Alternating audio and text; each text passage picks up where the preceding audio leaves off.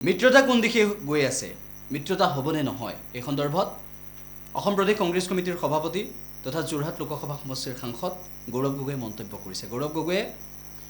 বিজেপিকো তীব্ৰ সমালোচনা কৰা পৰিলক্ষিত হয় সময় পৰিৱৰ্তনৰ যাত্ৰা আজি গোলাঘাট জিলাৰ ভিতৰত ভৰি দিছে আৰু ৰাইজ এতিয়া দেখিছে যে কংগ্ৰেছ দল আজি গাঁৱে ভূঞে সোমাই গৈছে ইয়াৰ আগতে আমি ৰাষ্ট্ৰীয় ঘাইপথ যোগেদি ৰাইজৰ মাজত এটা সংযোগ সৃষ্টি কৰিছোঁ কিন্তু এইবাৰ আমাৰ সময় পৰিৱৰ্তন যাত্ৰাৰ যোগেদি গাঁৱৰ ভিতৰত আমি সোমাবলৈ সক্ষম হৈছোঁ একে দিনৰ ভিতৰত 12-13খন মিটিং কৰিবলৈ আমি আগবাঢ়ি গৈছোঁ আৰু ৰাইজৰ পৰা যি তেওঁলোকৰ সমৰ্থন লাভ কৰিছোঁ তাৰ বাবে ৰাইজক আমি ধন্যবাদ জ্ঞাপন কৰিছোঁ ৰাইজৰ মাজত বিজেপি দলে যি ভয় সৃষ্টি কৰিছে সেই ভয়টো আমি আগন্তুক দিনত নাইকিয়া কৰিম আৰু ৰাইজৰ বাক স্বাধীনতা আমি ঘূৰাই লৈ আনিম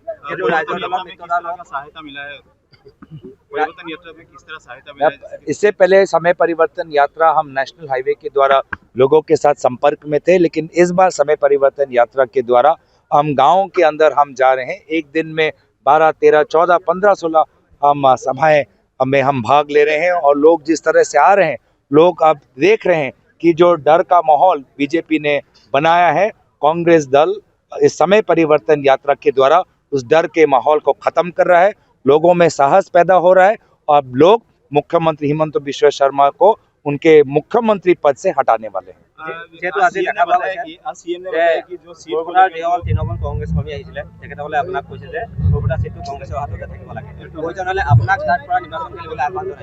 সৰুপথাৰ কংগ্ৰেছ কৰ্মীসকলৰ নিজৰ আবেগ প্ৰকাশ কৰিবলৈ দলৰ নেতৃত্বৰ ওচৰত আহিছে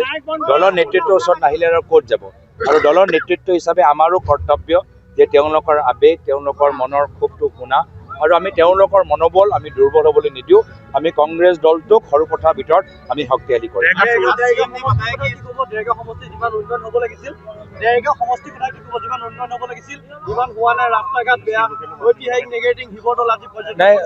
আজি এখন চৰকাৰ মুখ্যমন্ত্ৰী হিমন্ত বিশ্ব শৰ্মা ডাঙৰীয়া মাত্ৰ ডাঙৰ ঠিকাদাৰৰ উন্নয়ন বিচাৰে সেইকাৰণে বিভিন্ন ঠাইত অদৰকাৰী ফ্লাইঅভাৰৰ ওপৰত তেওঁ বিশেষ গুৰুত্ব দিয়ে